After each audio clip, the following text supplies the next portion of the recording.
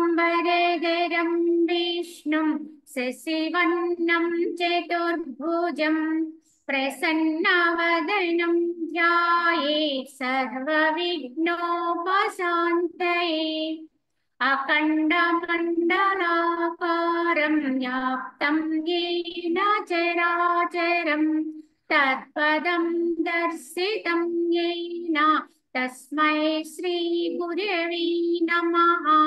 ओम गुरुर्ब्रह्मा गुरुर्विष्णुः गुरुर्देवो महेश्वरः गुरु साक्षात् परं ब्रह्म तस्मै श्री गुरवे नमः।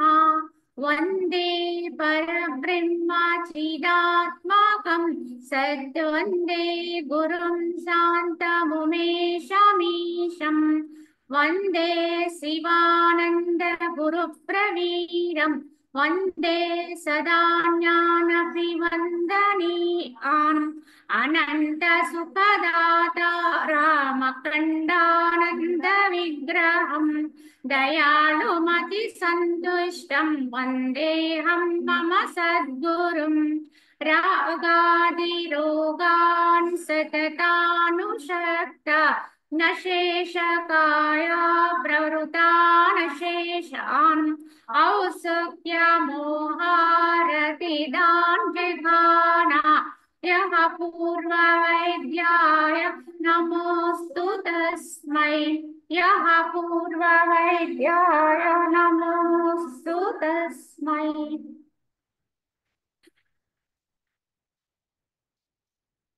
ఓం శ్రీ రామచంద్ర పరబ్రహ్మణే నమః.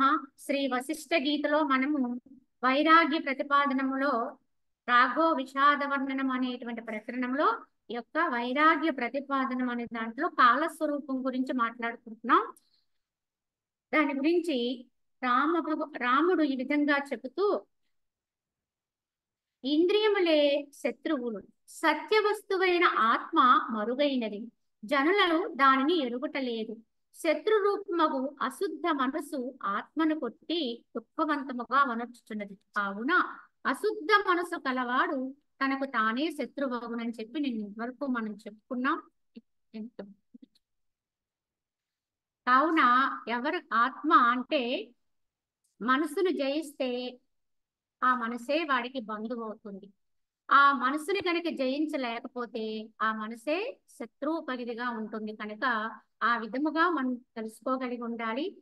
ఇక వైరాగ్య ప్రతిపాదనములో దృశ్య ప్రపంచ నశ్వరత్వం గురించి శ్రీరాముడు మాట్లాడుతూ, దిక్కులను కానిపించుటలేదు, కాలక్రమమున నశించుతున్నవి, దేశమును విరుద్ధ వ్యవహారములు కలుగుతున్నది, పర్వతములు పిండియగుచున్నవి, ఇక మా వంటి మనుష్యులు స్థితి యందు విశ్వాసమేలా అన్నారు.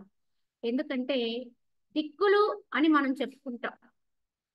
ఈ యొక్క అష్టదిక్కులుగా మనం దిక్కుల్ని చెప్పుకొని వాటిని పరిగణలో తీసుకుని మనం వాస్తు సిద్ధాంతంగా వాటిని పరిగణలో తీసుకుంటూ ఉంటాం. కానీ యథార్థంగా ఆలోచిస్తే ఈ దిక్కులు కూడా అశాశ్వతములే. మరలా పునఃసృష్టి జరుగుతూ ఉన్నప్పుడు, భూమి యొక్క గతులు మారుతూ ఉన్నప్పుడు దిక్కులు కూడా మళ్ళీ మార్పును పొందుతూ ఉంటాయి. అలాగే ప్రతినిత్యము కూడా భూమి సూర్యుని చుట్టూ మరి ఎలా తిరుగుతుంది అంటే పరిభ్రమిస్తుంది అని చెప్తాం కదా. మరి అటువంటప్పుడు దిక్కులు నిర్ణయించడానికి యథార్థంగా అయితే మనకి అనునిత్యం మారుతూనే ఉన్నాయి ఈ దిక్కులు. కనుక ఈ విధంగా మనం కనుక గమనించినట్లయితే దిక్కులనేవి నిత్యము కాదు, శాశ్వతం కాదు, కాలక్రమమున అవి కూడా నశిస్తాయి. అలాగే దేశము కూడా వివిధ రకాలైనటువంటి అవస్థలు వ్యవస్థలతోటి ఎన్నెన్నో మార్పులు పొందుతూ ఒక్కొక్కప్పుడు ఒక్కొక్క చోట ఒక్కొక్క విధంగా ఉన్నతి పొందిన మరలా అక్కడ మళ్ళీ అది గతిస్తూ ఇలా రకరకాల మార్పులను పొందుతూ ఉంది. నిన్న కనిపించినటువంటి ప్రదేశం ఈనాడు కనిపించదు, ఇవాళ లేనటువంటి కొత్తది రేపు వస్తుంది. ఇలా మార్పులు చేర్పులతో కూడి ఉంది.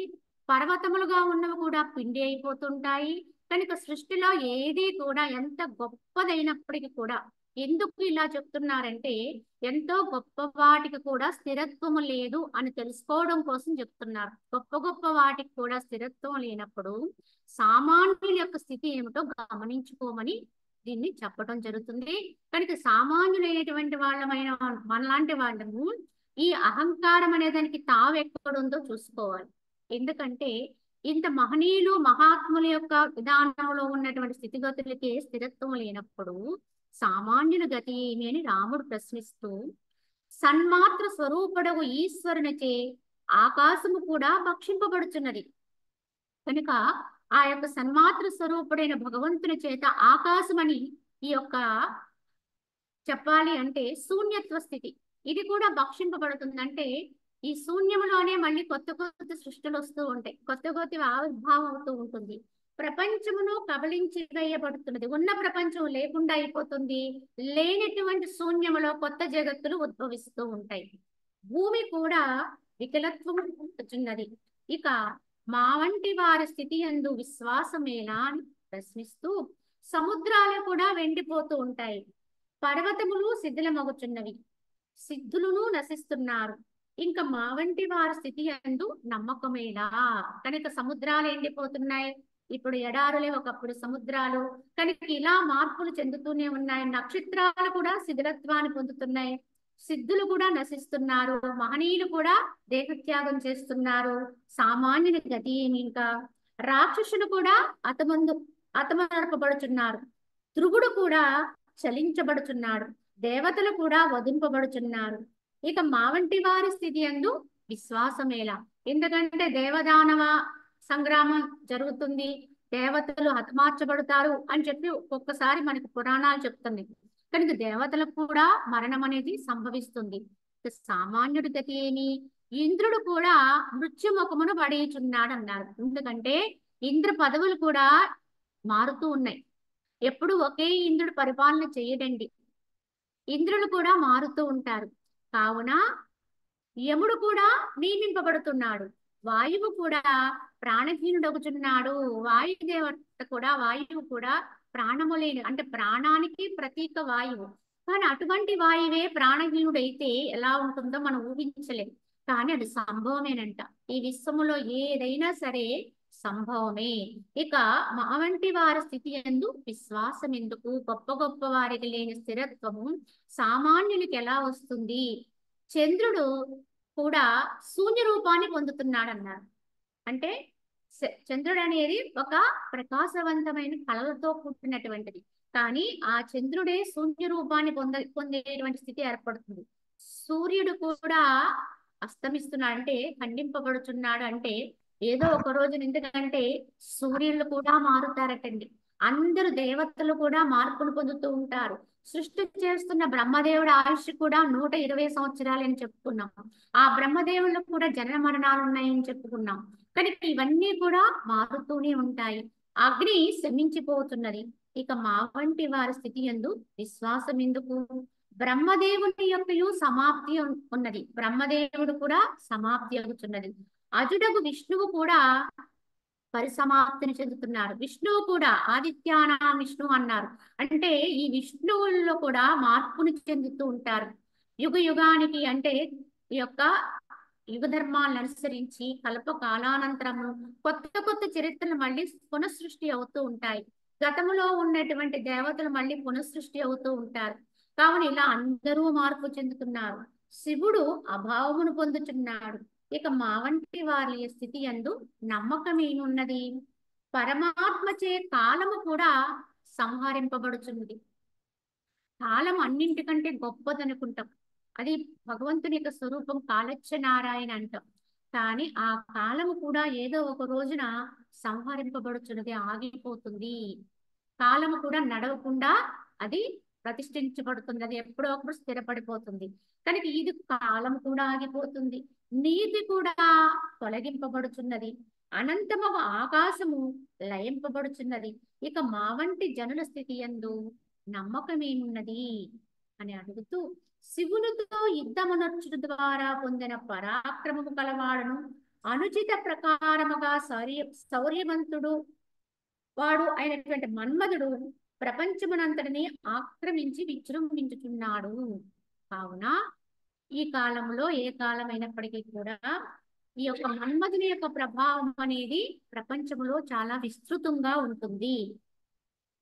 పరోపకారం అనర్చునదియు ఇతరుల బాధ చూచి మిక్కిలి పరితపించినదైనటువంటి శీతల బుద్ధిచే ప్రబోధము పొందిన వానిని నేను సుఖవంతునిగా తలంచుచున్నాను.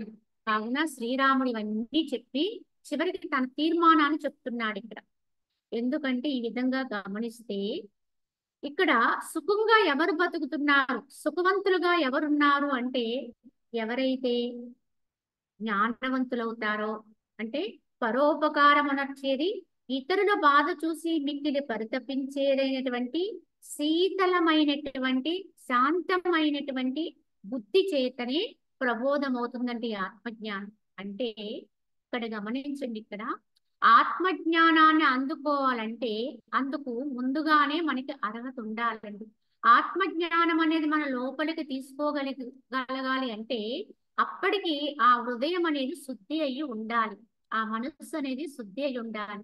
మరి ఎలా శుద్ధి అవుతుంది అంటే అది పరోపకార పారాయణత కలిగినటువంటి మనస్తత్వం కలిగిన వాళ్ళే ఉంటారు. అంటే ఇతరులకి సహాయం చేయాలి, అలాగే దీనజనులకి ఏదో రకంగా సహాయపడాలి, ఇతరుల యొక్క బాధను చూచి మిక్కిలి పరితపించేటువంటి తత్వం కలిగి శీతలమైన శాంతమైన స్వభావం ఎక్కడుంటుందో అటువంటి వారికి ఆత్మ ప్రబోధం అనేది, ఆత్మజ్ఞానం అనేది ఉదయిస్తుందని గమనించాలి. ఈ కారణాల చేతనే ఆత్మజ్ఞానం వస్తుందట. అటువంటి ఆత్మజ్ఞానము పొందిన వారిని ఎవరికైతే ఈ విధంగా ఆత్మజ్ఞానం అనేది ఉద్భవిస్తుందో వారే ఈ ప్రపంచంలో సుఖవంతులుగా ఉండగలుగుతారు తప్ప అన్యులెవ్వరూ కూడా ఈ చోటు సుఖాన్ని పొందుటలేదని నా నిశ్చయమని శ్రీరాముడు తన అభిప్రాయాన్ని ఇక్కడ తెలియజేశారు.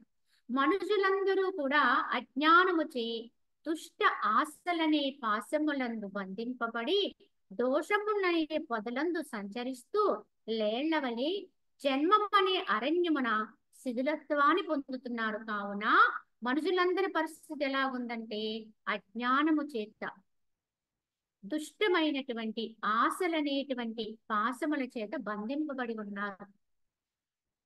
చెడ్డవి దుష్టత్వాన్ని పొందే ఆశలు ఏవైతే ఉంటాయో అంటే మంచి ఆశ, చెడ్డ ఆశ అంటే సంకల్పం కూడా సత్సంకల్పము దుష్ట సంకల్పం ఉంటుందని చెప్పుకున్నాం. అంటే ఈ రకమైన దుష్ట సంకల్పాలు అనేవి ఏవైనా సరే మనుషుల్ని పాశాల్లాగా బంధిస్తాయి. పాశం అంటే తాడు, ఆ పాశము చేత కట్టబడిన విధంగానే బంధింపబడి దోషములనే పొదలందు సంచరిస్తూ ఎల్లప్పుడూ కూడా దోష ప్రక్రియల్లోనే సంచరిస్తూ, అంటే ఒక తప్పిదము చేసి దాన్ని మరుగుపరచడం కోసం మరొక తప్పిదం చేస్తూ ఈ యొక్క ఆశలనే వాటి ఎందుకు చిక్కుకుని అలా సంచరిస్తూ ఈ జన్మ అనేటువంటి అరణ్యములో చివరికి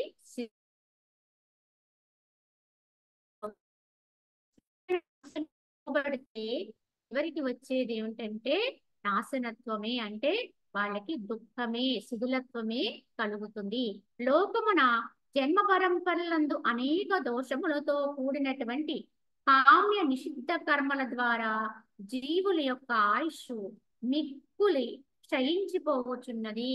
ఈ లోకములో అనేక జన్మ పరంపరలో ఉన్నాం.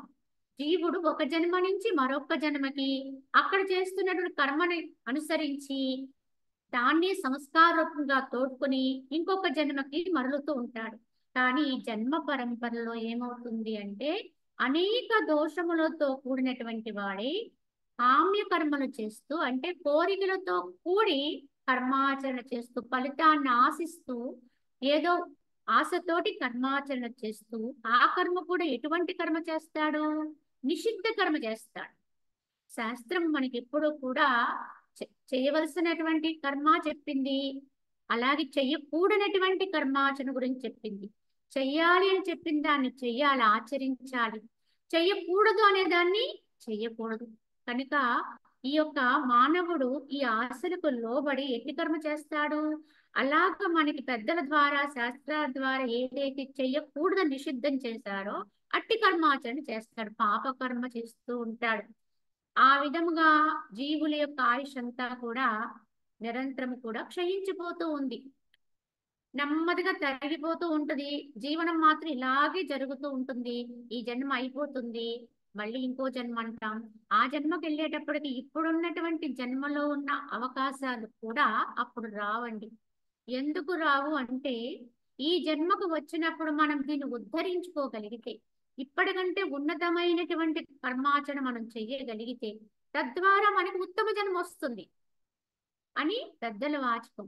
కానీ మనం ఈ జన్మలో చేయవలసిన పనులు చెయ్యకూడని పనులు చేస్తూ ఉంటే తప్పకుండా మనకి అధమ జన్మలే వస్తాయి.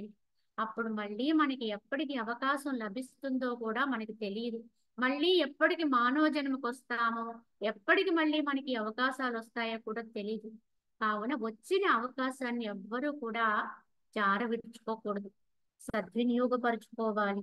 అట్టి కర్మల యొక్క ఫలము ఆకాశ వృక్షము యొక్క లతాపాసము వలె అపారమై మిథ్యేయున్నది. కానీ ఈ విధంగా ఎవరైతే నిషిద్ధ కర్మాచరణ చేస్తూ ఉంటాడో, ఆ నిషిద్ధ కర్మలు చేస్తున్న వారు చేసిన కర్మల యొక్క ఫలాలు కూడా అలాగే ఉంటాయి. ఎలా ఉంటాయి?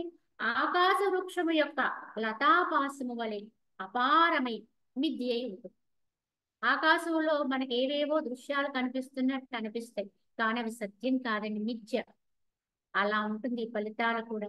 వివేకవంతుల యందు అట్టి వాని మాట ఏ ఉదయింపదు. కానీ ఏ మానవుడైతే విచక్షణతో ఉంటాడో, వివేకంతో ఉంటాడో, అట్టివాడు అట్టి కర్మల జోలికి పోడు, నిషిద్ధ కర్మాచరణ జోలికి ఎన్నడూ పోడు, అత్యాశకి ఎన్నడూ పోడు.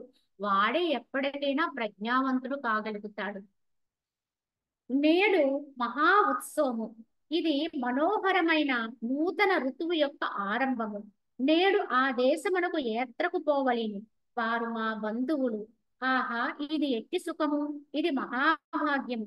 ఈ ప్రకారముగా వ్యర్థముగా నానా వికల్పములు గావిస్తూ, అంటే మనుజుడు యొక్క సంకల్పాలు ఎలా పుడతాయి, ఏం చేస్తూ మనం వీటిలో కూరుకుపోతున్నామో చెప్పారు. నేడు మహా ఉత్సవం కనుక ఇది మనోహరమైన నూతన ఋతువు యొక్క ప్రారంభము కనుక నేను ఆ ఉత్సవంలో పాల్గొవాలి, లేదా నేను ఆ దేశానికి యాత్రకు పోవాలి, వీరు మా బంధువులు, ఇది ఏదో ఒక శుభకార్యము, ఆ కార్యానికి నేను వెళ్ళి ఉండాలి అనుకుంటూ మనం క్రియాకలాపాలకు చొచ్చుకుని పోతూ ఉంటాం. అక్కడదని ఇక్కడిదని ఇక్కడిదని, ఒక సంకల్పము నుంచి ఇంకొక సంకల్పం, ఇంకో సంకల్పం నుంచి ఇంకొక సంకల్పం, ఒకదాని వెంట ఒకటి జనిస్తూనే మనల్ని కూడగట్టుకుని వెళ్ళిపోతూ ఉంటే అటువైపు లాక్కుని వెళ్ళిపోతుంది అజ్ఞానం. క్రమంగా మనం ఎటువైపు వచ్చేస్తున్నాం? భౌతికంలోకి లాగబడతాం. కావున ఈ ప్రకారముగా వ్యర్థముగా నానా వికల్పములు భావిస్తూ చెంచల హీన బుద్ధి గల జనులు శిథిలత్వమును పొందిన వారై పరమార్థ సామగ్రిని ఒకంతైనను సంపాదకే జన్మ కడతేరిపోతుంది. ఎందుకంటే నిరంతరము కూడా ఏదో ఒక వ్యవహారములో చొచ్చుకుని పోయేవాడికి మరి భగవంతుని కొరకు సాధన చెయ్యమంటే సమయమే మిగలలేదంట. ఎవరమైనా చేసేది ఇదేనండి. రోజుకి 24 గంటల సమయం ఇచ్చినా ఇంకో 1-2 గంటలు ఉంటే బాగుండేది మనకు సమయం అనేటట్టుగా వ్యవహారం చేస్తున్నాం ఈరోజు. ఇంకా ఇంకా ఇంకా ఇంకా పెంచుకుంటూ ముందుకు వెళ్ళిపోతున్నాం.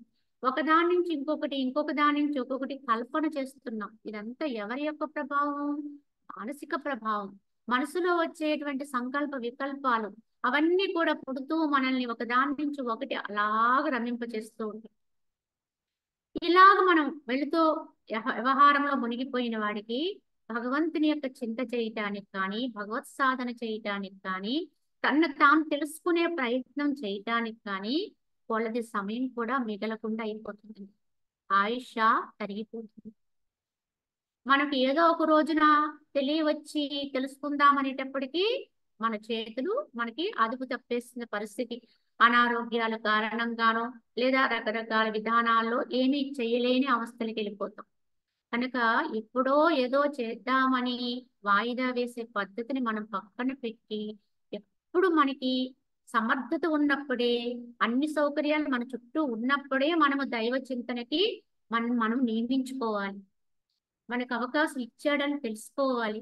మనకి చక్కగా ఉండటానికి, తినడానికి లోటు లేని జీవనం మనకి పరమాత్మ కల్పించాడు అంటే తప్పకుండా ఈ జన్మ ఉత్తమమైన జన్మ, సార్థకత్వాన్ని తెలుసుకునేటువంటి జన్మ అని గ్రహించుకుని ఉన్న దాంట్లో హాయిగా జీవిస్తూ ఆనందంగా జన్మని గడుపుతూ చక్కగా దైవ సాధనకి తగినటువంటి సమయాన్ని ఎవరికి వాళ్ళు మిగుల్చుకోవాలి. ఇతరత్ర జీవన క్రియలన్నీ కూడా తొందరగా ముగింపు చేసుకోవాలి. ఎందుకు చేసుకోవాలి అంటే మన కోసం మనం కొంత సమయాన్ని ఉంచుకోవాలి కనుక దాన్ని జాగ్రత్త పరుచుకోవాలి. ఈ సమయం అనేది జారిపోతే మళ్ళీ మనకి ఎప్పటికీ అందదండి. ఎప్పుడో మనము అన్ని ఉడిగిన తర్వాత ఇంద్రియ నిగ్రహము చేయలేము, లేకపోతే ఇంకేం చేద్దామన్నా అప్పుడు అస్సలు అవ్వదండి. ఒకవేళ చూడండి, ఇంద్రియ నిగ్రహం అంటే మన చెవులు ఉన్నాయండి, ఇప్పుడు వినిపిస్తూ ఉన్నాయి. ఈ వినిపించే చెవుల్ని వినపడనట్లుగా ఉంటే ఇప్పుడు అది ఇంద్రియ నిగ్రహం అవుతుంది. అంటే చెవి ద్వారా నువ్వు తీసుకున్న విషయం పట్ల నీకు కాంక్ష పుట్టకుండా ఉంటే, నీ మనసు ఆ వైపుకు వెళ్ళనీయకుండా చెయ్యగలిగితే అది ఇంద్రియ నిగ్రహం అవుతుంది. అంతేకాని రేపు వయసు మళ్ళిన తర్వాత అప్పుడు ఎలాగూ మనకి వినపడదండి, చెవుడొచ్చేసి అప్పుడు నాకు వినిపించట్లేదు గనక నేను ఇంద్రియాన్ని జయించాను అనుకుంటే పొరపాటండి. ఇక్కడ జయించవలసింది ఈ ఇంద్రియాన్ని కాదండి, ఈ ఇంద్రియం వెనకాల ఉన్నటువంటి మనస్సును జయించాలి. అలాగే దృశ్యం, కంటితో చూసేటువంటి దృశ్యం, కళ్ళు కనిపించట్లేదు కనుక అది ఇంద్రియ నిగ్రహం అవదండి, అప్పుడు జయించడం కాదు. కళ్ళు కనిపించినప్పుడే అన్నీ చూడగలిగినటువంటి స్థాయిలో ఉన్నప్పుడే ఆ కంటి ద్వారా నువ్వు చూసినటువంటి దృశ్యం పట్ల వ్యామోహం లేకుండా జీవించగలిగితే మనసు ఆ వైపుకు వెళ్లకుండా దాంట్లో ఉండేటువంటి అరమ్యత్వం అంటే ఎందులోనూ కూడా సత్యత్వము లేదు అని నిశ్చయించుకుని నీవు ఎప్పుడైతే నీ మనసును వెనక్కి తీసుకోగలుగుతావో అది ఇంద్రియ జయత్వం అండి, మనోనిగ్రహం. అది ఎప్పుడు సాధించాలి? ఇప్పుడే సాధించాలి. అన్నీ బాగా పనిచేస్తున్నప్పుడే సాధించాలి. సమర్థత కలిగి ఉన్నప్పుడే సాధించాలి. దాన్ని మనలోకి మనం లోపలికి తీసుకుని ఆ శక్తిని పొదుపు చేసుకోవాలి. చూడండి, ఇప్పుడు వర్షాకాలం ఉంది. ఈ వర్షాకాలములో వానలు కురిసి కురిసి ఇప్పుడు చూస్తున్నాం, ఒక ప్రళయాన్ని సృష్టిస్తున్నాయి. నీరంతా కూడా ఎక్కువైపోయి వృధా అయిపోతూ ఉన్నది. కానీ ఈ నీరంతా ఒక నదిలోకి చేరింది అనుకోండి, ఒక గోదావరి నది. చూడండి, గోదావరి నదికి ఒక ఆనకట్ట కట్టేటువంటి ఉద్దేశంతో ఇప్పుడు మన వారు ఆ ప్రయత్నం చేస్తున్నారు, జరుగుతుంది. అయితే మరి ఎందుకు గోదావరికి ఆనకట్ట కట్టే ఉద్దేశం అండి, ఎందుకు కడుతున్నారు అంటే ఇప్పుడు ఈ కాలంలో వచ్చేటువంటి పుష్కలమైనటువంటి నీటిని అంతటినీ కూడా వృధా కాకుండా అక్కడ మనము దాన్ని నిల్వ చేసి ఆదా చేసుకునేటువంటి పద్ధతి ఆనకట్ట. మళ్ళీ అది అవసరం వచ్చినప్పుడు చక్కగా మనకి వ్యవసాయ భూములకి వాడుకుంటూ దాన్ని సస్యశ్యామలం చేస్తుంటారు. అయితే ఏమిటిది, ఎప్పుడు మనం ఆనకట్ట ఎవరికి కడుతున్నాం? నిండు గర్భిణీల నిండుగా ఉండేటువంటి నదికి ఆనకట్ట కడతాం. కానీ ఏదో అకాలములో అలా పోయేటువంటి ఏ కాలువలకో లేకపోతే ఏరులకో ఆనకట్టలు కట్టమండి. ఎప్పుడు జీవకళతో ఉండే నదికి చక్కగా మనం ఆనకట్టలు కడితే ఉపయోగిస్తాయి. అందుకంటే అది శక్తివంతమైనది, దాంట్లో నీరు పుష్కలంగా ఉంది కనుక. మరి అటువంటిదే మన జీవన విధానం. దీనికి కూడా ఒక ఆనకట్ట కట్టాలి, పుష్కలంగా ఉన్నప్పుడే కట్టాలి, ఎండిపోయిన తర్వాత కాదు. అన్ని రకాల ఇంద్రియాలు బాగా పనిచేస్తూ శక్తివంతమై దారుఢ్యం కలిగి దేహము కూడా సంపూర్ణ ఆరోగ్యంతో ఉంటూ చక్కగా సమర్థత కలిగిన విధానములో ఉన్నప్పుడే ఆనకట్ట కట్టాలి. అంటే ఏమిటి, దాన్ని ఆదా చేయాలి, పొదుపు చేయాలంటే ఆ యొక్క దేహం లోపల ఉండేటువంటి శక్తి యావత్తుని, ప్రాణశక్తిని మనం అన్ని ఇంద్రియాలకుండా వృధాగా వదిలేయకుండా చక్కగా మన లోపలికి మనం తెచ్చుకుని మనమైనటువంటి మన ఆత్మస్థితిని మనం తెలుసుకునేందుకే ప్రయత్నం చేయాలి ఆ శక్తితో. అంతేకాని అదే శక్తిని మనం అన్ని ఇంద్రియాల ద్వారా బయటికి వదిలేసాం అనుకోండి, మనసు కూడా దాని వెంట వెళ్ళిపోతుంది. అటువంటప్పుడు నువ్వు ఏ సాధన చేసినా ఆ మనసు నీకు లొంగదండి, ఏ రకంగానూ కూడా నిగ్రహించబడదు. సాధనలు మార్గాలు అనేక ఉన్నాయి, కానీ అన్ని సాధనలో కూడా ఒకటి సూత్రం మాత్రం అంతర్లీనంగా దాగి ఉంది. సాధన మార్గాలు మాత్రం చాలా మంది చాలా రకాలు చెప్తారు. ఒక్కొక్కరు ఒక్కొక్క ప్రక్రియ చెప్తారు. ఒక్కొక్కరు ధ్యానం అంటారు, ఒక్కొక్కరు యోగం అంటారు, ఒక్కొక్కరు జ్ఞానం అంటారు, ఒక్కొక్కరు భక్తి అంటారు. కానీ ఈ మార్గాలన్నీ అనేకమే. కానీ ఈ అన్ని మార్గాల్లో అంతర్లీనంగా దాగి ఉన్న ఏకైక సత్యం ఏమిటి అంటే మనసును నిగ్రహించుకోగలిగే స్థితి రావాలి. మనసును ఏకాగ్రపరచగలిగేటువంటి స్థాయిని అందుకోవాలి. అందుకోసమే ఈ సాధనలన్నీ. అది అది మాత్రం లేకుండా, అదొక్కటి లేకుండా ఎన్ని చేసినా నిరర్ధకం. వృధాగా బయటికి పోతున్నటువంటి వాటిని అంటే చూడండి, ఆనకట్ట కట్టారు. వృధాగా బయటికి పోతున్న నీటిని ఆపి ఇక్కడ ఆనకట్ట కట్టి దాన్ని నిల్వ చేసి దాన్ని ఎందుకు ఉపయోగించాలో అందుకు ఉపయోగిస్తున్నారు. అది తెలివైన మార్గం. మనం చేయవలసింది కూడా అదే. సాధకుడు చేయవలసింది కూడా అదే విధానం. మరి ఏమిటండి ఇది అంటే మన లోపల అంతర్లీనంగా మనకు తెలియకుండానే మన మనస్సుకి ఆత్మ యొక్క సాన్నిహిత్యం వల్ల అద్భుతమైన శక్తి ఉందండి. ఈ అద్భుతమైన శక్తి ఎలా పొందుతుంది అంటే ఆత్మ సన్నిహితత్వం వల్ల మనసుకి ఆ శక్తి వస్తుంది.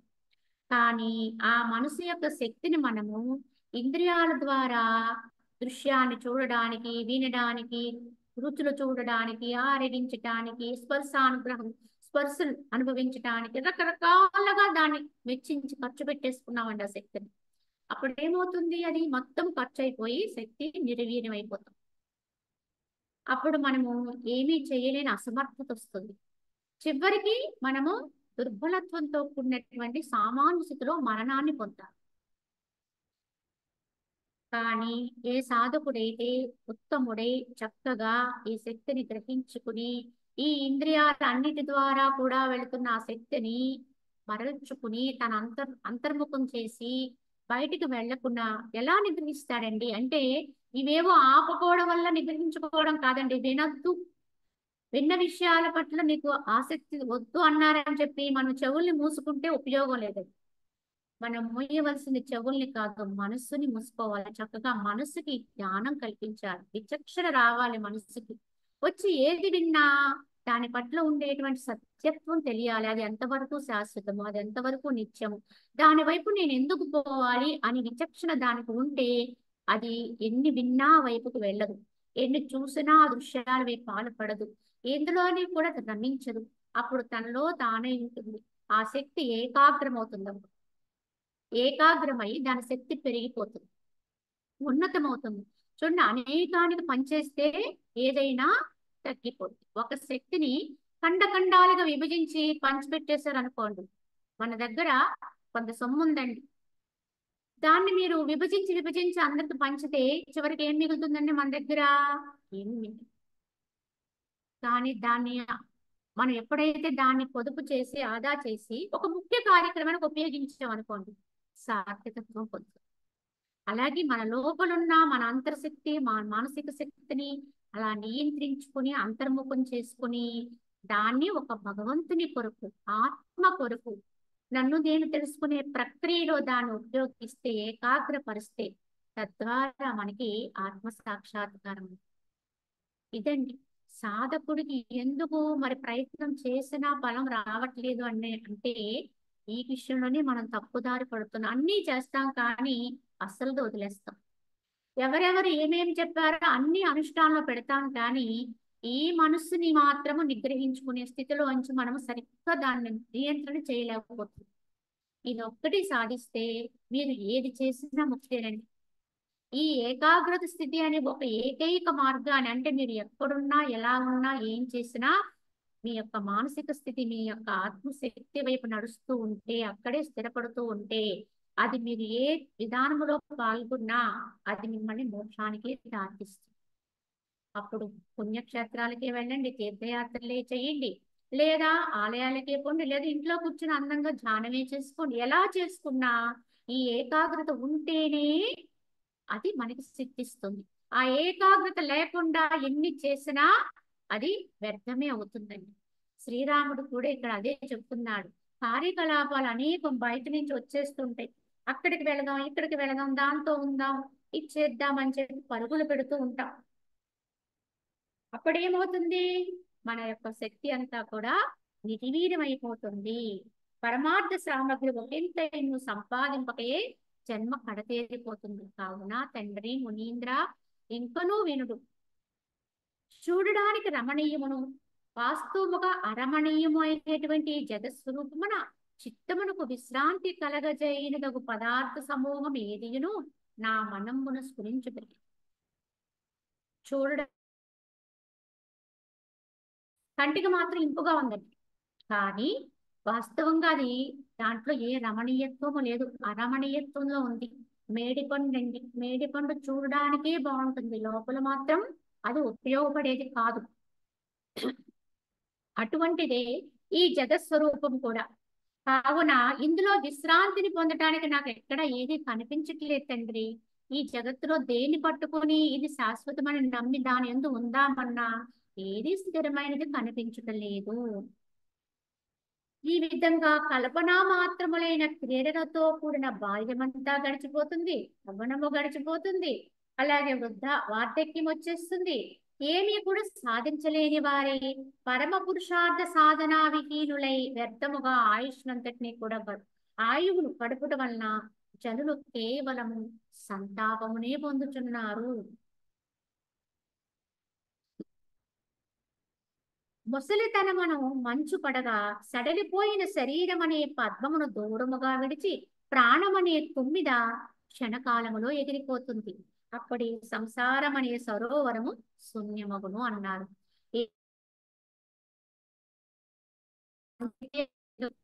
ముసురులో ఆ వృద్ధాప్యం వచ్చిందో ఈ సడలిపోయిన శరీరం అనే పద్మము ఏమవుతుంది, వాడిపోతుంది. వాడిపోయి ఈ పద్మమును దూరముగా విడిచి, ఎందుకంటే వాడిపోయినటువంటి పనికి రాకుండా అయిపోయినటువంటి పద్మం మీద తొమ్మిది వాలదండి, తొమ్మిది ఉండదు ఇంకక్కడ, ఎగిరిపోతుంది. అలాగే ఈ యొక్క జీవనానికి పనికిరాని విధంగా దేహం తయారైపోయిన తక్షణమే ఈ దేహాన్ని విడిచి తొమ్మిది ఎగిరిపోతుందండి. ఏమి తొమ్మిదా? ప్రాణం అనేటువంటి తొమ్మిది ఎగిరిపోతుంది. ఇది ఎంతవరకు అది ఆశ్రయించటానికి, నిలయంగా ఉండటానికి ఇది యోగ్యంగా ఉంటుందో అంతవరకు ఈ దేహంలో ఉంటుందండి.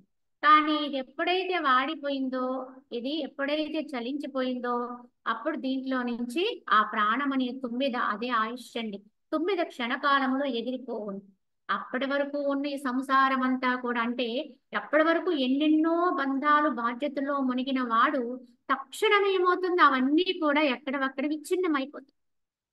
అయితే అక్కడితో అయిపోతుందండి కదా. ఎందుకంటే అప్పటి నుంచి వాటితో ఉన్నటువంటి ఆ సంస్కారం ఏదైతే ఉందో దాన్ని తీసుకుని మరలా మనము జన్మకు వెళ్ళవలసిందే. శాశ్వతత్వంతో ఉన్న తత్వాన్ని అందుకోకపోతే జన్మ పరంపరలు తప్పవండి. ఒక జన్మ నుంచి మరొక జన్మకి సంస్కారం మాత్రం, వాసన మాత్రం తీసుకుని వెళ్ళిపోతాం. పుష్పం ఎక్కడో ఉందండి, పుష్పాన్ని తావి అంటే ఆ గాలి ఏం చేస్తుంది, దాని వాసన దూరంగా తీసుకొస్తుంది, ఆ పువ్వు అక్కడే పడిపోతుంది. అలాగే దేహం ఇక్కడే రాలిపోయిన ప్రాణం అనేటువంటి తావి ఈ యొక్క సంస్కారాన్ని కూడా తీసుకెళ్ళిపోతుంది. దాని ప్రభావం చేత మరలా జన్మకు వస్తూ ఉంటాం. మహాప్రవాహముతో కూడి సమస్త పదార్థములను గ్రసించి వేచు తీరమునున్న సంతోషము అనే మంచి వృక్షము అను వేళ్లతో కూడా పెళ్లగించుటేందు సమర్థత కలదైనటువంటి తృష్ణ అనేది లోకమున ప్రవహించుచున్నది. ఈ యొక్క తృష్ణ అనేది ఒక్కటే ఈ లోకములో అందరినీ నడిపిస్తుందండి. ఇది ఎలా ఉందంటే దేనినైనా పెళ్లగించేస్తుంది. అది గొప్ప వృక్షమైన, ఎంత గొప్పగా మహత్తరమైనప్పటికీ కూడా ఈ యొక్క కృష్ణ అనే శక్తి దేన్నైనా సరే మింగేస్తుంది. కావున మహాప్రవాహముతో కూడి సమస్త పదార్థముల్ని గ్రసించి వేస్తూ, అన్ని పదార్థాల్ని ముంచేస్తూ తీరమునున్న సంతోషం అనే మంచు వృక్షములను వేళ్లతో కూడా పెళ్లగించుడు ఎందు. చూడండి, ఇప్పుడు మనకి వరద వచ్చింది. ఈ వరద వచ్చినప్పుడు వరద యొక్క స్వభావం గమనిస్తే అది ఏం చేస్తుంది, అన్ని పదార్థాన్ని ముంచివేస్తూ ఉంటుంది. సమస్తం ముంచివేస్తూ ముందుకు వెళ్ళిపోతుంది, దాని స్వభావం అది. అలానే తీరాన అంతో ఇంతో కాస్త మంచి వృక్షాలు ఉన్నప్పటికీ కూడా వాటిని కూడా వదలదండి అది. అది తీరాన్ని తాకి మరీ ఆ వృక్షాన్ని పెళ్లగించుకెళ్ళిపోతుంది. వరద యొక్క ప్రభావం అటువంటిది. దాని హద్దుల్లో అది ఉండదు. సరే నేను ఈ తీరం లోపలే ఉందాము, అది తీరం ఆవల ఉంది కదా, దాని జోలు మనకెందుకు అని వదలదండి వరద.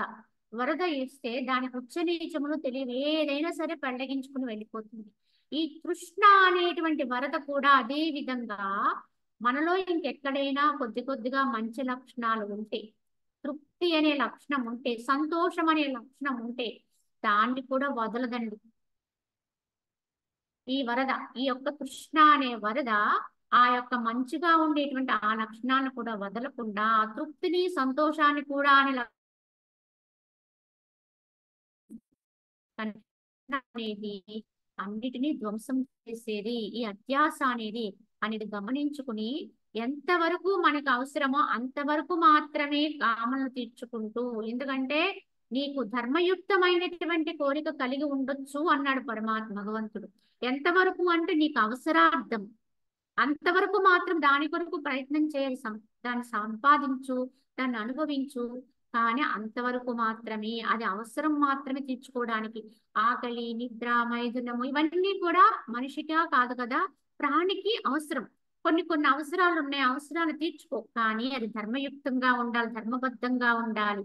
కానీ అంతకు మించి నువ్వు వెళ్ళకుండా నీ ప్రయత్నం నువ్వు చెయ్యి. అంటే నీ స్వస్థానం నువ్వు ఏదైతే ఉన్నావో అది తెలుసుకునే ప్రయత్నించి అలా చేస్తే మనకి విరివిగా సమయం దొరుకుతుంది. మనకి సమయం ఎందుకు దొరకట్లేదు ఇప్పుడు సాధనకి? అసలు ఎందుకు మనం నిరంతరము ఇలాగ ఇందులోనే కొట్టుకుంటున్నాము అంటే అవసరానికి మించి వెళుతున్నాం కనుక. ప్రతిదీ కూడా మనం దాని దగ్గర అవసరం అనేది పరిమితం అండి, కానీ దాన్ని మించి వెళ్ళిపోతే ఏమైంది? అత్యాస అయిపోతుంది. ఆ అత్యాసే మనల్ని ఈ సంసారం అనే బంధాల్లో ముంచివేస్తుంది, వరదలా ముంచివేస్తుంది. అది గమనించుకోగలిగితే నిత్య తృప్తుడివై జీవించు, హాయిగా జీవించు, నీ అవసరాలను తీర్చుకుంటూ జీవించు. ఎవరమైనా ఈ దేహాన్ని విడిచి వెళ్ళేటప్పటికి మనం తీర్చుకున్న అవసరాలు తప్ప ఇంకేమి మనతో రావండి యథార్థం. ఆ అవసరాలే తిన్నది ఉన్నది మనం ఏం చేసుకుంటాం, మన అవసరం. మన దగ్గర ఎంతో డబ్బు ఉండొచ్చు, బంగారం ఉండొచ్చు, ఏమైనా ఉండొచ్చు, కానీ మనం తినేది మాత్రం ఎవరు తిన్నా అదే అన్నం తినాలండి, అదే బట్ట కట్టాలి. దాంట్లో హెచ్చు తగ్గులు ఉంటాయి తప్ప అనుభవించే అవసరం మాత్రం ఒక్కటేనండి. ఆ అవసరాన్ని గుర్తించిన వాడెవ్వడో వాడు తృప్తిగా జీవించగలడు. లేదు అనే శబ్దం వాడి నోటి నుంచి రాదండి. మరి వాడే ఐశ్వర్యవంతుడండి. లోకములో ఐశ్వర్యవంతుడు ఎవడు అంటే తృప్తి కలిగిన వాడే, నిరంతరము కూడా ఆత్మతృప్తితో ఉండు వాడెవడో వాడు ఐశ్వర్యవంతుడు. మరి భేదవాడెవడండి అంటే ఎన్ని ఉన్నా లేదు అనే ఒక్క శబ్దమే వస్తుందండి వారి నుంచి. లేదు, కాదు, ఈ శబ్దం తప్ప ఇంకేమి రాదండి. వాడు కటిక దరిద్రుడండి, వాడు కోటీశ్వరుడు అయితే ఉండొచ్చు, వాడు తన అవసరాలు కూడా తీర్చుకోలేని స్థాయిలో ఉంటాడు. అంటే అందరూ తినే అన్నాన్ని వాడు తినలేడండి. వాడు బంగారు పళ్ళెం ఉండొచ్చు వాడి దగ్గర, కానీ బంగారు పళ్ళెంతో వాడు ఏం తాగాలి, వాడు ఏం తినాలి అంటే అంబలే తింటాడు వాడు. అంతకంటే తినే అధికారం వాడికి లేకపోవచ్చు. కావున ఈ విధంగా మనం గమనించుకుంటే ఈ తృష్ణ అనేది ఎంతవరకు మనకు అవసరం అనేది గమనించుకుంటే నిత్య అవసరాల కొరకు మాత్రమే నువ్వు ఏమేమి అవసరమో దాన్ని సాధన చెయ్యి, సంపాదన చెయ్యి, పొందు. అలాగే నీ దగ్గర నుండి 10 మందికి పెట్టేటంత వరకు కూడా నువ్వు సంపాదన చెయ్యి, కానీ మితిమీరి ఆశలకు పోవద్దు. పంచడం అనేది ఒక స్థితి అండి, దాన్ని అర్థం చేసుకోవాలి. పంచడమే త్యాగం అండి. మనకున్న దాన్ని నలుగురితో పంచుకోగలిగితేనే మనకి త్యాగ బుద్ధి అలవడుతుంది. అది నేను ఒక్కరినే అనుభవిద్దాం అనుకుంటే అదే స్వార్థం అవుతుందండి. ఈ స్వార్థమే బంధనాలను కలిగిస్తుంది, మనిషిని అధోగతి పట్టిస్తుంది. కనుక ఈ తృష్ణ అనేది ఎంత పెరిగితే అంత అధోగతి అనేది మనిషికి చేకూరుతుంది. కోరిక, కాంక్ష, వాడు చెయ్యరాని పనులు చేస్తాడు ఇకప్పుడు. కావున శ్రీరాముడు కూడా అదే చెప్తున్నాడు, తృష్ణ అనే దానికి లోనయ్యి వీటన్నిటిని పట్టుకుని ఏమిటి ప్రయోజనం? అలాగే చర్మము చే కప్పబడిన ఈ శరీరం అనే నౌక సంసారం అనే సముద్రములో చంచలమై తిరుగాడుచు అందరి జీవుడు వివేకహీనుడు వైరాగ్య ధైర్య రహితుడగుడుచే పంచేంద్రియములనే మొసళ్ళచే దొర్లింపబడుచు క్రిందికి జనుచున్నది, అంటే మునిగిపోవచ్చున్నది. ఒక నౌక సముద్రములో వెళుతూ ఉంటే ఆ యొక్క నౌక సక్రమంగా తీరాన్ని చేరాలి అంటే సవ్యమైనటువంటి అవస్థలు ఉండాలండి. కానీ దానికి వ్యతిరేకమైన అవస్థలు ఉన్నాయనుకోండి, ఆ నౌక మునిగిపోతుంది. అదే విధంగా ఈ యొక్క చర్మముచే కప్పబడినటువంటి శరీరం అనేటువంటి నౌకను చూడండి, జీవితం అనే నౌకను చూడండి, ఇది అపారమైనటువంటి సంసారమున నడయాడుతుంది, అంటే భవసాగరములో. ఈ భవసాగరములో ఏముంటుంది, అది ఎలా తిరుగుతుంది, చంచలమై తిరుగాడుచు ఆ యొక్క దేహము లోపల ఉన్నటువంటి జీవుడు కూడా వివేకహీనత్వంతో ఉండడం వల్ల, వైరాగ్య ధైర్య రహితుడవటం వల్ల, ఎందుకంటే అక్కడ వివేకము లేదు కనుక అక్కడ ఆ జీవుడికి వైరాగ్యము ఉండదు, ధైర్యము ఉండదు. ఈ రెండూ లేకపోవడం వల్ల ఆ యొక్క నౌక మునిగిపోవడం తథ్యమండి. అంటే పంచేంద్రియములనే మొసళ్ళ చేత దొర్లింపబడి మునిగిపోతుంది.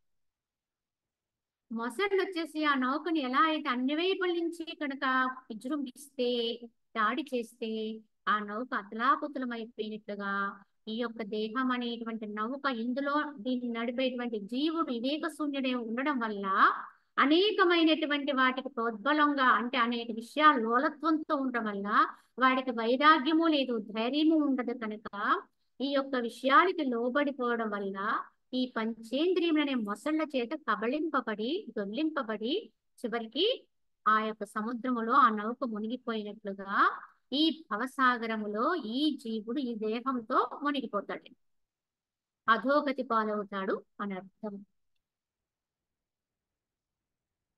తృష్ణ అనే తీగలతో కూడిన అరణ్యమునందు సంచరించేటువంటి మనస్సు అనే కోతులు కామం అనే వృక్షముల యొక్క అనేక శాఖలయందు తిరుగాడుచు కాలమును గడుపుచున్నవి, కానీ ఎచ్చటను ఫలమును మాత్రం పొందుటలేదు.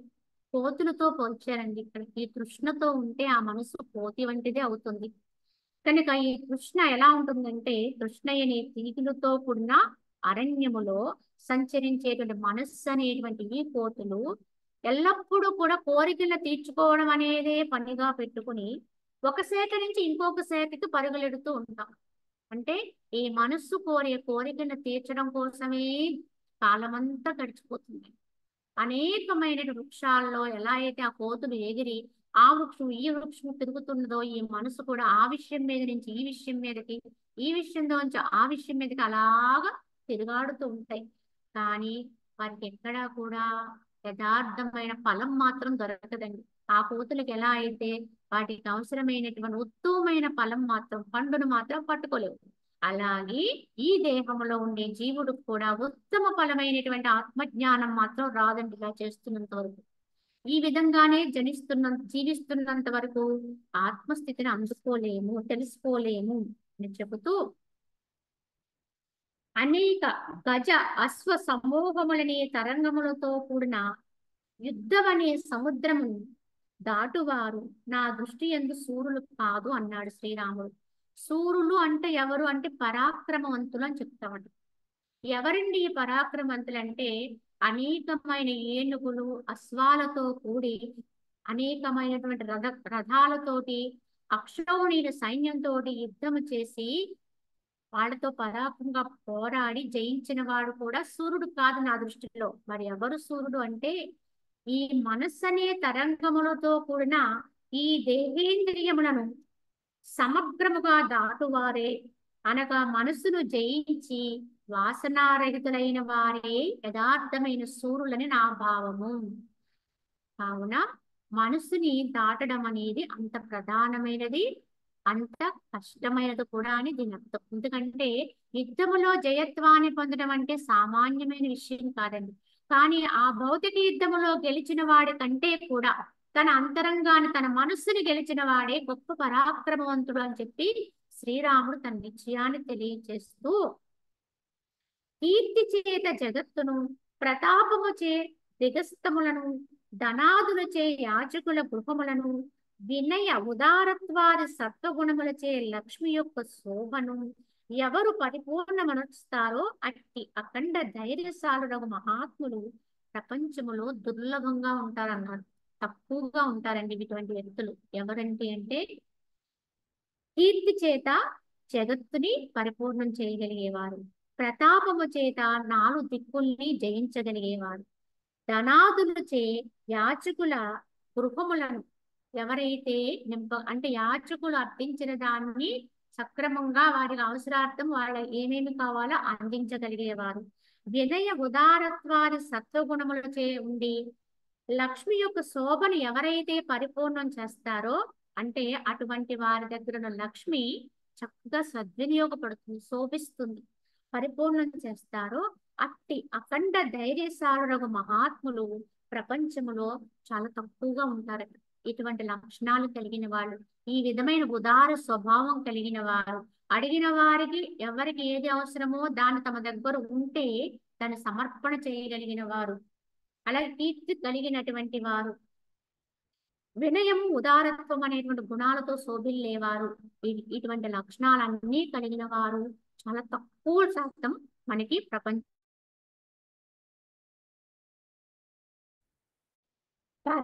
పర్వతముల యొక్క శిలామయములకు గోడలందున్నప్పటికీ దుర్భేద్యముకు వజ్ర నిర్మితాలయమునందున్నప్పటికీ భాగ్యోదయ సమయమున సమస్త ప్రాణుల వద్దకు అణిమాది సిద్ధులు సర్వ సంపదలు ఎడతెగక శీఘ్రముగా వచ్చి చేరు. అట్లే అభాగ్యోదయ సమయమున ఎచ్చట ఉన్నప్పటికీ ఆపదలు ప్రాణుల చెంతకు ఏతించును అన్నారు.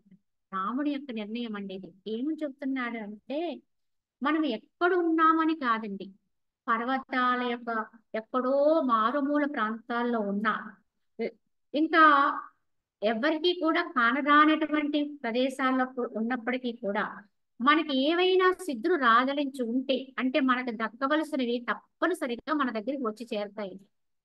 మనం ఎంత దూరాన ఉన్నా ఎట్టి పరిస్థితుల్లో ఉన్నా చేరవలసినవి చేరే తీరుతాయి.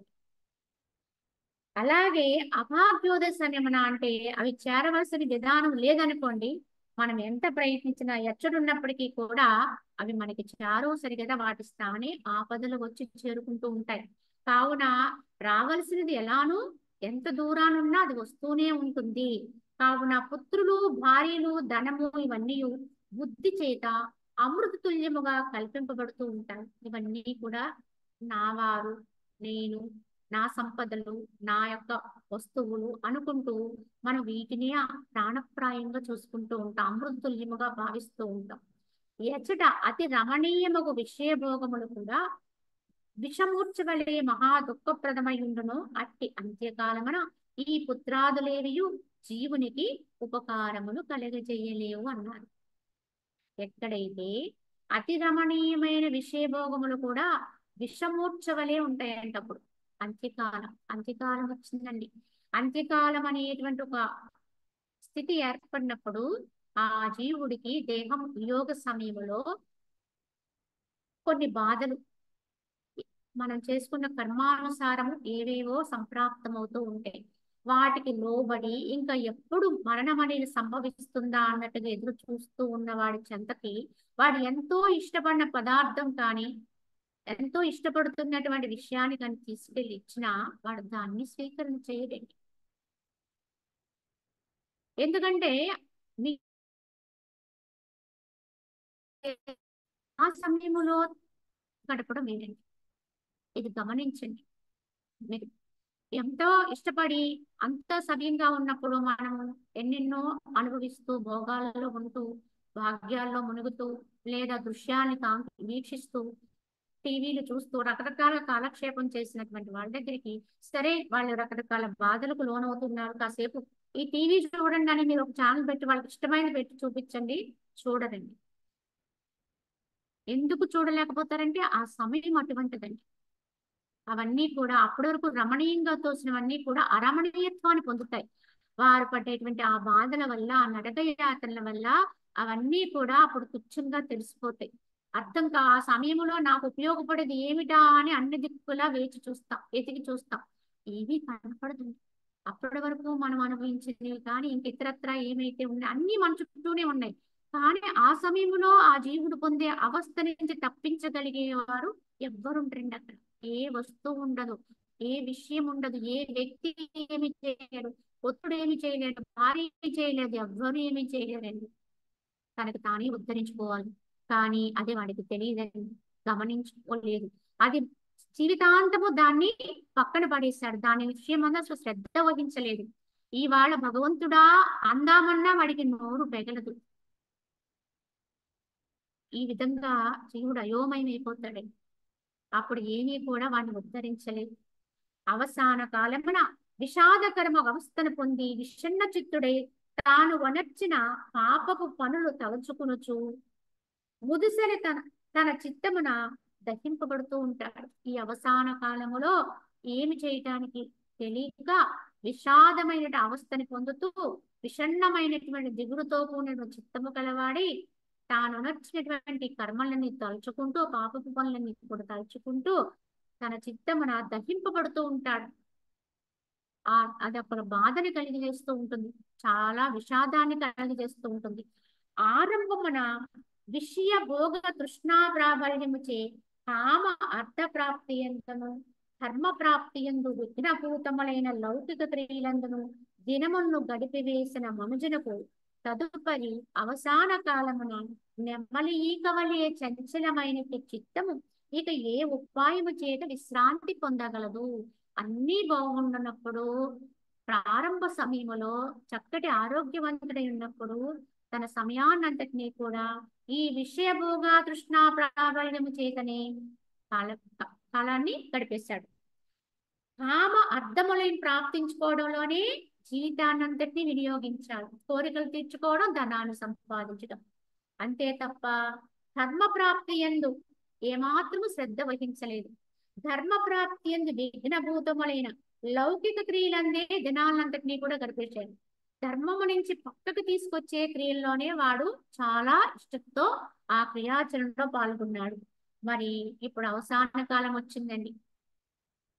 అవసాన కాలంలో ఇప్పుడు ఏదో చేద్దాము, కాస్త నేను రామా రామా అనుకుందాము, లేదా ఏదో కృష్ణ అంటాను అని ఏదైనా ప్రయత్నం చేసినా అప్పుడు ఆ మనసు ఏమాత్రము సహకరించదండి. నెమలి ఈక వలె చంచలంగా ఉంటుంది ఆ మనసు, అటు ఇటు ఊగిపోతూ ఉంటుంది. కనుక ఎంత మాత్రం అది విశ్రాంతిని పొందనివ్వదు.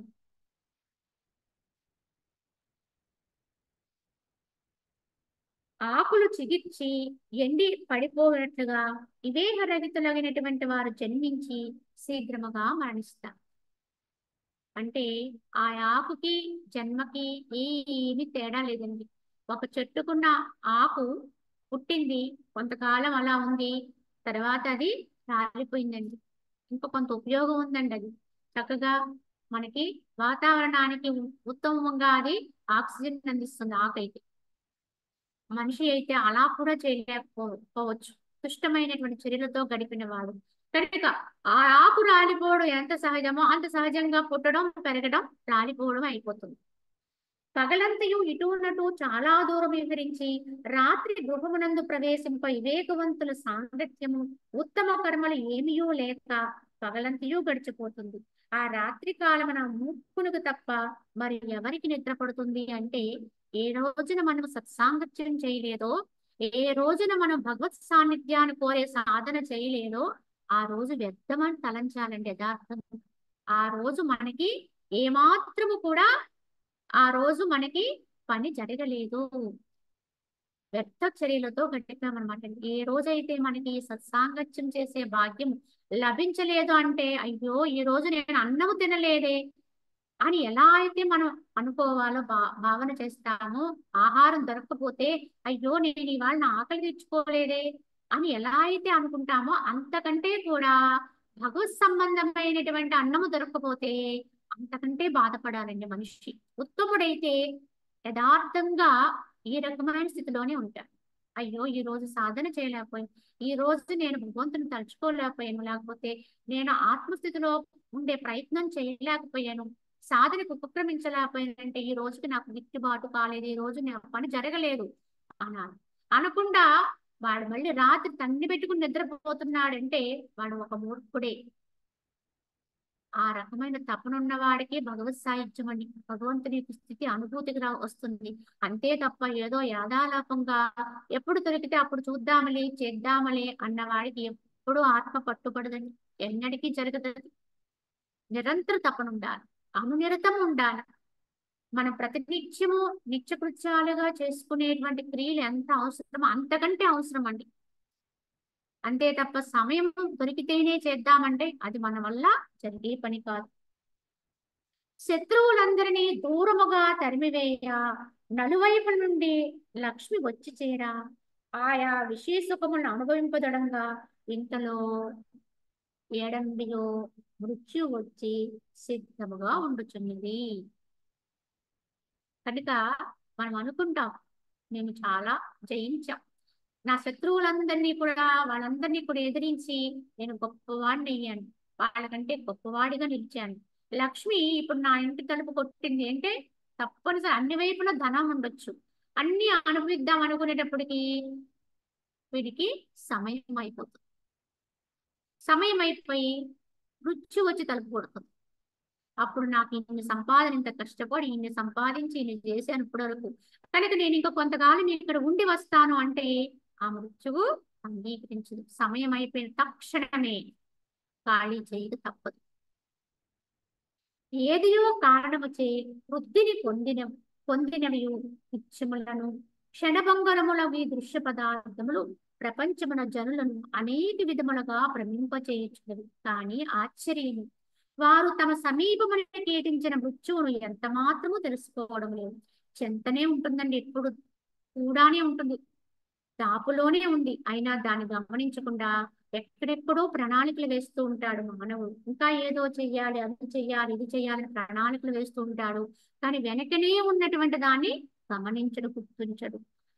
మనుజుల ప్రాణములను హరించుట ఎందే తత్పరులను, రక్తవర్ణపు పెదవులు, తుమ్మిదిల వంటి నేత్రము కలవారు, విషవృక్షము యొక్క చలించు తీగల వంటి వారైనటువంటి వారి యొక్క సాంగత్యములో చిత్తమును హరించి వేయుచున్నారు అన్నారు.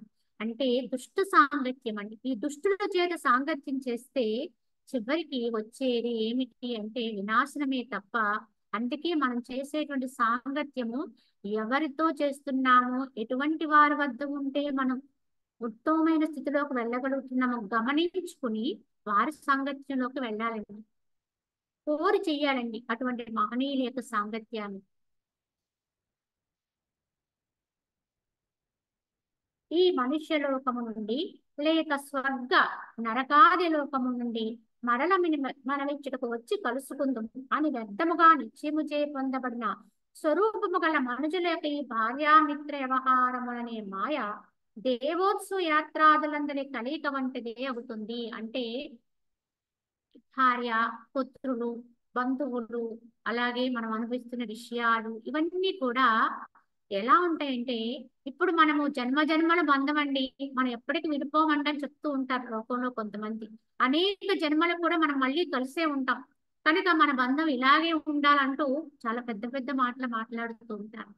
కానీ యథార్థంగా మళ్ళీ వీళ్ళే మనకి మళ్ళీ జన్మలో ఇలానే వస్తారని మాత్రం లేదండి. ఎందుకంటే ఎక్కడో ఉత్సవంలో కలుస్తూ మళ్ళీ విడిపోతూ ఉంటారు. ఏ ఉత్సవంలో ఒక ఉత్సవాల్లో ఎవరెవరో కలుస్తూ ఉంటారు, ఏదో కొద్దిసేపు మాట్లాడుకుంటారు, అయిపోయిన తర్వాత మళ్ళీ ఎక్కడి నుంచి వచ్చిన వాళ్ళు అక్కడికే వెళ్ళిపోతారు. వాళ్ళెవరో మనకు తెలియదు, ఎక్కడి నుంచి వచ్చారో తెలియదు, వారి గతి వారిదే, మన గతి మనదే. ఈ బంధుత్వాలు కూడా అటువంటివేనండి. మనం అనుకునేటువంటి బంధుత్వాలన్నీ కూడా ఎవరి కర్మానుసారం వాళ్ళు వెళ్ళిపోవాలే తప్ప ఇలాని మళ్ళీ మళ్ళీ మళ్ళీ మనమే ఉంటామని మాత్రం లేదండి. గతములో ఏమై ఉన్నాము కనుక ఎవరికి ఎక్కడ రుణపడతామో వారి వారి మధ్య బంధుత్వాలు ఏర్పడుతుంటాయి, వారి వారి మధ్య రుణశేషాలుగా ఈ బంధాలు ఏర్పడుతూ ఉంటాయి. కనుక ఏ జన్మకు రాని స్థితికి వెళ్ళాలంటే ఎక్కడ ఏ శేషం ఉండకూడదండి.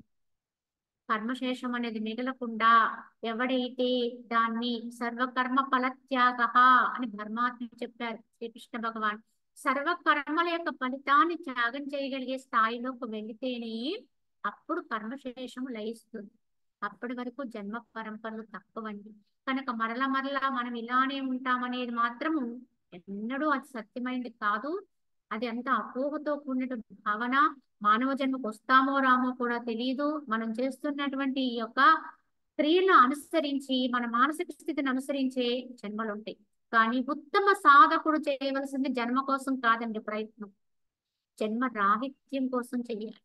తన వాస్తవ స్వభావం ఏమైతే ఉందో, తన ఆదిలో ఏమైతే అయి ఉన్నాదో ఆ- మళ్ళీ ఆ చోటుని పొంది ఆ స్థితికి వెళ్ళడానికి ప్రయత్నించాలి తప్ప, ఆదిలో అందరము పరమాత్ములమే, అందరం భగవదంశతో కూడిన వాళ్ళమే, అందరూ ఆత్మస్వరూపులే. కానీ ఆ ఆది తత్వాన్ని మరిచి విస్మరించి ఉన్నా ఇప్పుడు ఇప్పుడు పరస్థానంలో ఉన్నాం. మళ్ళీ స్వస్థానానికి వెళ్ళాలండి, దానికోసం ప్రయత్నించాలి తప్ప జన్మ పరంపరల కోసం కాదండి. ఈ సంసార సంరంభం అంతా కూడా దుష్ట చక్రం, అంటే వర్ష జల బిందువుల వలె క్షణభంగురమై ఉన్నది. అసావధాన మనుజుని బుద్ధి ఎందు చిరకాలం ఉండి స్థిరముగా ఉన్నది అను భ్రమ ఉత్పన్నము చేస్తుంది తప్ప ఇది ఎప్పటికీ శాశ్వతం కాదండి. బంధనాలు ఏవి కూడా ఎలా అయితే వర్ష జల బిందువులు వస్తాయో, ఆ వర్ష జల బిందువులు ఎంతైతే ఆ గాలి బుడగలుగా లేచి తక్షణమే పుట్టి కొద్ది కాలం అక్కడే అవి సంచరించి తక్షణమే నశించిపోతూ ఉంటాయి. కలిసి ప్రయాణం చేస్తూ ఉంటాయి గాలి బుడగలు, మళ్ళీ విడిపోతూ ఉంటాయి, లయించిపోతూ ఉంటాయి. ఇవి ఎంత క్షణభంగురత్వంతో కూడినవో అంతే క్షణభంగురం అండి జన్మ కూడా. అది గమనించుకోవాలి. అది ఎప్పుడు రాలిపోతుందో ఎప్పుడు పగిలిపోతుందో తెలియదండి. ఈ దేహములో ఉండేటువంటి గాలి ఎప్పుడు బహిర్గతం అయిపోతుందో తెలియదు. కావున ఆ ఉన్న కొద్ది సమయంలోనే దాన్ని మనము సద్వినియోగపరుచుకుంటూ ఉండాలి. ఏ ప్రపంచమున పృథ్వీ జల వాయువ్యాది దైవ వశముచే వృక్షము వృక్షము జన్మ అభివృద్ధ్యాదులను పొంది స్వదేహ ధారణముచే మరల మరల జనులకు ఛాయా పత్ర పుష్ప ఫలాదుల ద్వారా ఉపకారము చేయుచున్నను గొడ్డళ్లచే నరకబడుచున్నదో అట్టి ప్రపంచమున అనేక దోషయుక్తుడై ఉపకారరహితుడైనటువంటి మనుజుని జీవిత ఆశ్వాసన విషయమై ఇక చెప్పనేనా అన్నారు. ఎందుకంటే ఒక మనుజుడి యొక్క జన్మ కంటే కూడా ఒక చెట్టు యొక్క జన్మ గొప్పదన్నారు. ఒక వృక్షం, ఆ వృక్షం ఏం చేస్తుంది అంటే అది జన్మకొచ్చి అభివృద్ధి చెంది అదేం చేస్తుంది, ఛాయనిస్తుంది, అంటే నీడనిస్తుంది, పత్రాలనిస్తుంది, పుష్పాలనిస్తుంది, ఫలాలనిస్తుంది. కానీ అది కూడా అటువంటి అన్నిటినీ పుష్కలంగా సమర్పించి చేస్తున్నప్పటికీ కూడా ఆ వృక్షమే మరల నరకబడుతుంది, వధింపబడుతుంది, నరకబడుతుంది. ఇంకా అన్ని ఉపకారాలు చేసిన వృక్షానికే క్షేమం లేదే, అటువంటిది సామాన్య జీవనం గడిపే మానవ జన్మకు ఏమి క్షేమము? అది ఏదో ఒక రోజున అలాగే నరికి వేయబడుతుంది. ఎవరూ నరకకపోతే మృత్యువు నరుకుతుందండి, అది ఏదో రకం కబళించి వేస్తుంది. కనుక ఆ వృక్షము కంటే కూడా గొప్పగా జీవించే స్థాయిలోకి వెళ్ళాలి, అలా జన్మను సార్థకం చేసుకోవాలి అని చెప్పి దీని భావన. కావున కల్ప సమూహములు అనంతములగుడుచే బ్రహ్మదేవులు కల్పమని పేరు గల క్షణకాలము జీవించువారే అవుతారు. ఎందుకంటే కల్పానికి కూడా ఇప్పుడు శ్వేతవరాహ కల్పే, మన యొక్క కల్పాన్ని శ్వేతవరాహ కల్పే అని చదువుతున్నారు. అంటే ఈ కల్పము తెల్లని వరాహ రూపము ధరించిన ఆయన పరిపాలన చేస్తున్నారు కనుక దీని శ్వేతవరాహ కల్పే వైవస్వత మన్వంతరే అని చెప్పారు. ఈ కల్పానికి ఒక బ్రహ్మదేవుడు ఉన్నాడు అనుకోండి, ఈయన ఎప్పుడు ఉంటారండి, ఇంకో కల్పానికి ఇంకో బ్రహ్మదేవుడు వస్తాడు.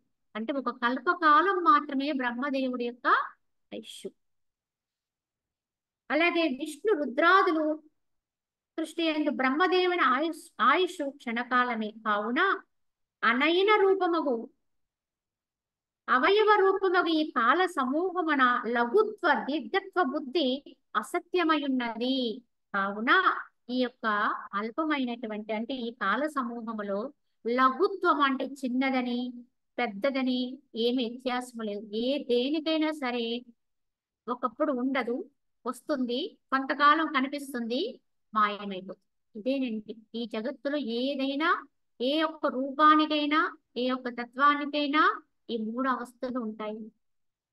పుట్టుకుంది అంటే అంతం ఉంటుందండి, అంటే ప్రారంభం ఉన్నవాడికి అంతం ఉంటుంది.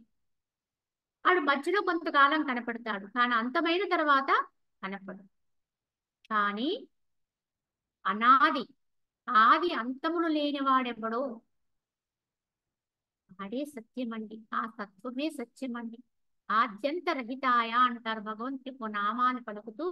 ఆద్యంత రహితాయ, ఆది లేదు అంతము లేదు. అన్నిటి యందు కూడా అంతా కూడా ఆ ఆదికి ఆది కనుక ఆయనకు మొట్టమొదట అని చెప్పడానికి ఇక్కడి నుంచి ఎవ్వరికీ తెలియదండి ఇప్పటికి కూడా. మొట్టమొదటి ఏం చెప్పండి అంటే ఎవ్వరూ చెప్పడానికి లేదండి. ఏ వేదం కూడా చెప్పలేదు. అదే దైవత్వం అండి, అదే పరమాత్మత్వం. అది మిగతా అన్ని కూడా ఈ మూడు లక్షణాలకి లొంగి ఉంటాయండి. వాడు బ్రహ్మదేవుడు కావచ్చు, ఇంకో విష్ణువు కావచ్చు, ఏ రూపంతో ఉన్నటువంటిదైనా కానీ ఒక రూపముతో జన్మకు వచ్చామంటే చూడండి, ఈ యొక్క కథానాయకుడుగా మన రామచంద్రుల వారు. ఈయన కూడా ఏం చేశారు తర్వాత? ఇంతటి జ్ఞానాన్ని పొంది జీవితకాలం అంతా కూడా చక్కగా పరిపాలన చేసి రామకథా నిర్మాణం చేసి ఎందరినో తరింపచేసి అయినప్పటికీ కూడా దేహత్యాగం చేశారు. అది మనకి అంతవరకేనండి దాని లక్షణం, దాని సహజత్వం అది. అలాగే శ్రీకృష్ణ భగవానుడు కూడా అదే చేశారు. ఇలాగా భగవంతుని యొక్క అవతార పురుషులే ఈ యొక్క న్యాయానికి ధర్మానికి లోబడి ఉన్నారు. మరి సామాన్యుల గతి ఏంటండి? ఇది మనం అర్థం చేసుకోవట్లేదు. మనం ఏదో ఎప్పుడూ ఉండిపోయే వాళ్ళలానే ఇక్కడ వ్యవహారం ఇక్కడ పరిభ్రమిస్తూ ఉన్నాం.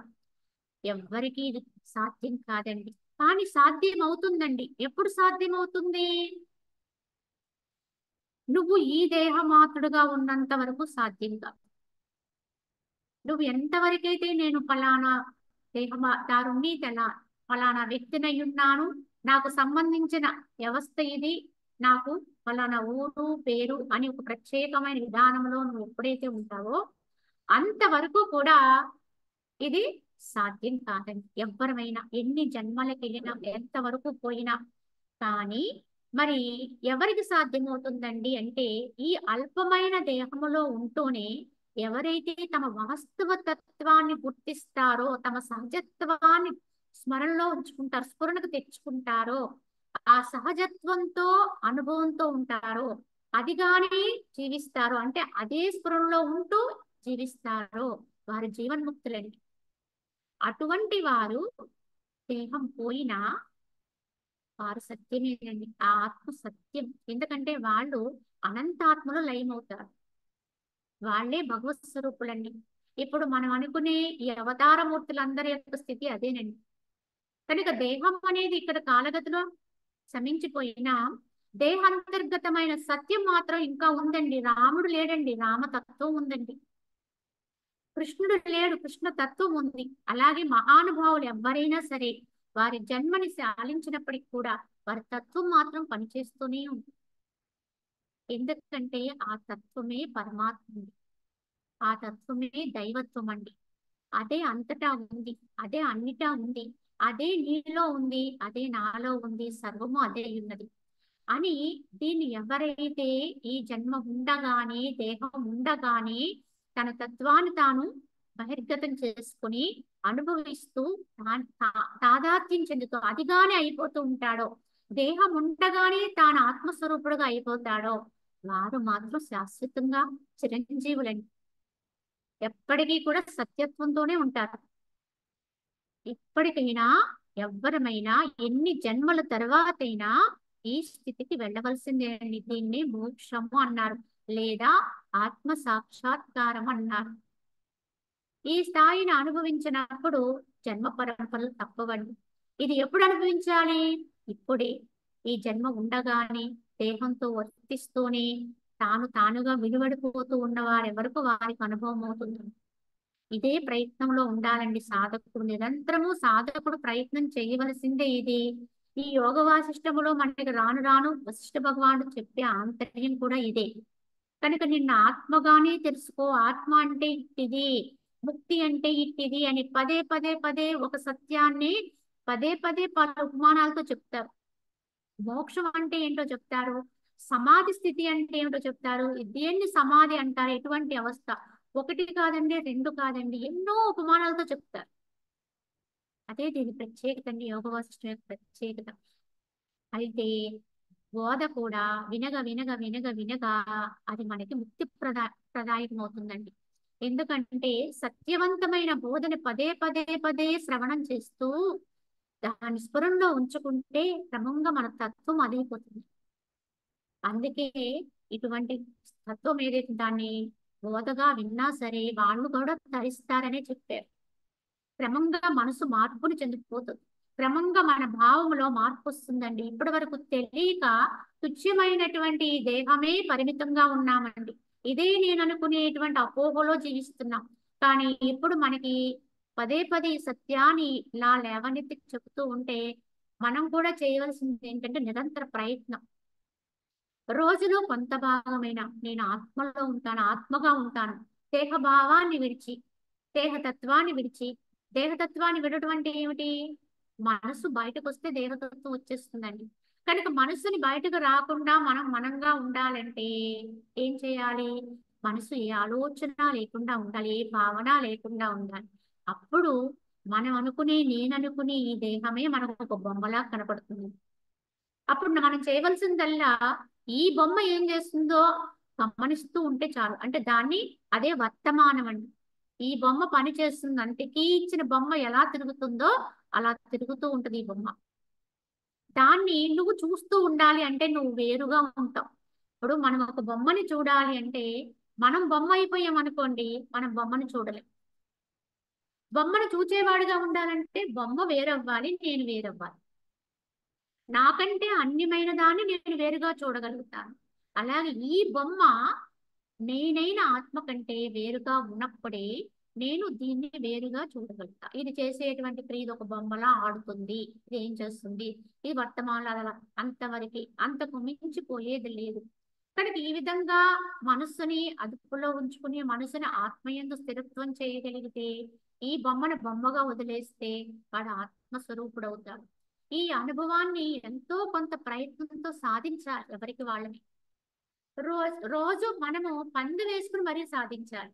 అంటే కొంత సమయం పెట్టుకొని ఒక 5 నిమిషాలు 10 నిమిషాలు, లేదా మనం ఒక పని చేస్తున్నాం అనుకోండి, ఈ పని చేసేటంత వరకు నేను ఏ భావన చేయను, ఏ సంకల్పము చేయను, నా మనసుని స్థిరంగా ఉంచుకుంటాను అని ఆ పనితో పోటీ పడాలి. అప్పుడు ఈ బొమ్మ ఆ పని చేస్తూ ఉంటది, మనం మాత్రం నిశ్చలంగా ఉంటాం. ఇదే సాధన యథార్థం. ఇది చేస్తూనే మీరు ధ్యానం చేయండి, యోగం చేయండి, భక్తిలో ఉండండి, భజన చేయండి, నామ సంకీర్తన చేయండి. కానీ అసలు సాధన ఏంటి? బొమ్మ చేస్తున్న దాన్ని నువ్వు వేరుగా చూడగలిగి ఉండాలి. ఇలా మనం ప్రయత్నిస్తే క్రమేపీ మనకి క్రమంగా ఆత్మస్థితి అనేది అలవడుతుందండి. ఏదైనా భావశుద్ధి, భావాన్ని ఎంత మార్చుకుంటే అంత మనం దైవాన్ని దగ్గరగా వెళ్తాం. పొరపాటుగా వచ్చేసామండి అన్యభావానికి. ఇప్పుడు మళ్ళీ మన సత్యాన్ని తెలుసుకుని మళ్ళీ ఎలా వెళ్ళాలి? మనం మన స్వయం భావంలోకి వెళ్ళాలి, స్వయం తత్వంలోకి వెళ్ళాలి క్రమంగా. కనుక యోగ వాసిష్టం అంటే కేవలం వినడం వరకు సరిపెట్టేది కాదండి. దాన్ని అభ్యాసం చేస్తూ రోజు మనకు మనంగానే ప్రయత్నపరులమై ఉండాలి. సాధన చేసుకుంటూ ఉంటే మన ఈ గ్రంథం అనేది మనం కేవలం తెలుసుకుంటున్నాం అంతే. దాని అంతర్భావాన్ని మాత్రం మనం అనుభవించాలి. ఆ అనుభవమే మనకి యథార్థమైన ఫలం అండి. దాన్ని అందుకునే ప్రయత్నం చేద్దాం. అందరము కూడా ఇదే విధానంలో సాధకులుగా ప్రయత్నం చేద్దామని ఆకాంక్షిస్తూ ఈ రోజుకి ఇది ముగిద్దామండి. మిగతాది మనం రేపు